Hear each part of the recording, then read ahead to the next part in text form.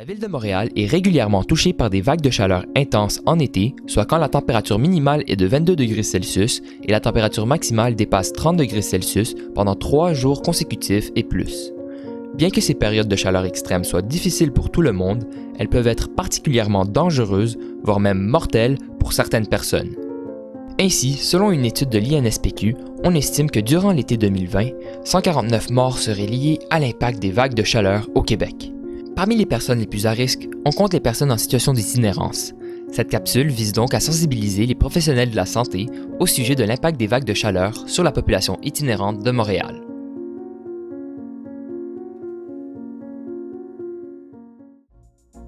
Comme vous le savez peut-être déjà, il existe de nombreux facteurs qui rendent les personnes en situation d'itinérance plus vulnérables aux chaleurs extrêmes.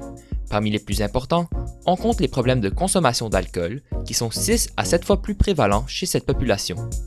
L'alcool peut notamment réduire la libération de la vasopressine, ce qui entraîne une baisse de la rétention d'eau, stimule l'envie d'uriner et entraîne une perte d'eau dans le corps. La déshydratation qui en résulte contribue aux symptômes de la soif, de la fatigue et des maux de tête. Sachant que l'accès à l'eau potable est plus difficile pour les personnes en situation d'itinérance et que ces individus sont plus vulnérables au réchauffement climatique, la consommation d'alcool est donc un enjeu critique qui aggrave leur état de santé pendant les vagues de chaleur.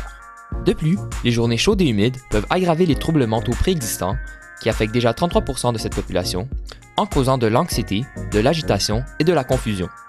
Cela constitue un facteur de comorbidité pour de nombreux problèmes de santé chroniques déjà surreprésentés chez les personnes en situation d'itinérance, tels que le diabète de type 2, l'hypertension et les maladies rénales et cardiaques. Ces conditions chroniques sont souvent insuffisamment contrôlées et peuvent passer inaperçues pendant de longues périodes en raison de l'accès restreint aux soins de santé.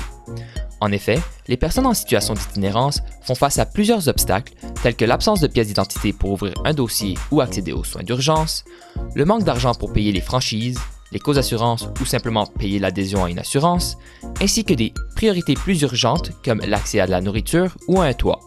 Ces barrières peuvent causer un délai dans la prestation de soins nécessaires et exacerber les problèmes de santé de cette population, les rendant plus vulnérables aux effets des hautes températures.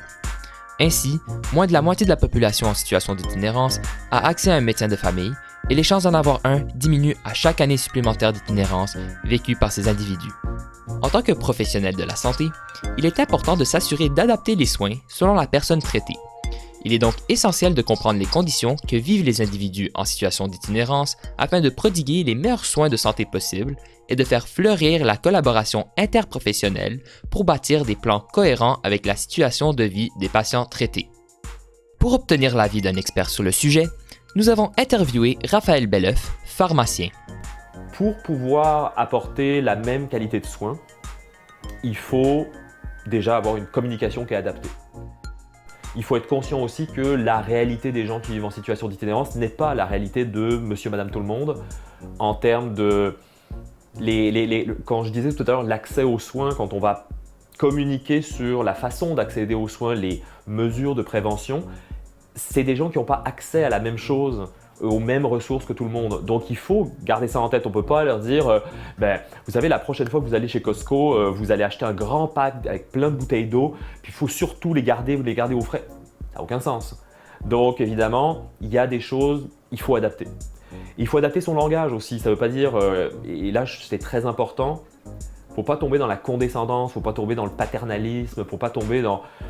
C'est des gens qui vivent dans des situations extrêmement précaires, qui vivent une réalité beaucoup plus difficile que la plupart des gens, juste dans la vie de tous les jours.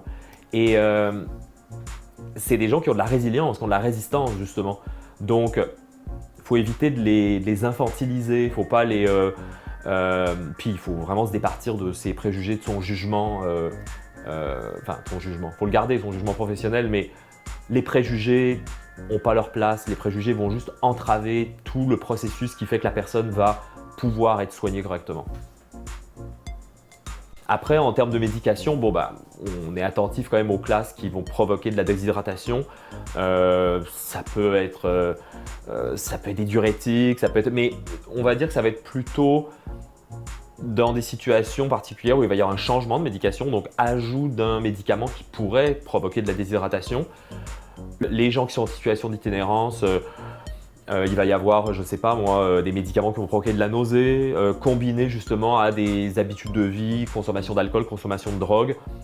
Être vigilant à tout ça et rappeler les règles de prévention de base, individuelles, que chacun peut appliquer. Toutefois, il existe de nombreuses initiatives au sein de Montréal venant en aide aux personnes en situation d'itinérance pour faire face à la chaleur extrême, comme la Mission Oldbury qui opère des centres d'hébergement d'urgence ouverts 24 heures sur 24 pendant des périodes de chaleur intense. De plus, le gouvernement du Québec a publié le plan d'action interministériel en itinérance 2021-2026 qui révèle plusieurs interventions comme l'offre de soins adaptée aux besoins des personnes en situation d'itinérance. Ceci permettra de favoriser l'accès à un médecin de famille, à la carte d'assurance maladie et aux médicaments chez cette population.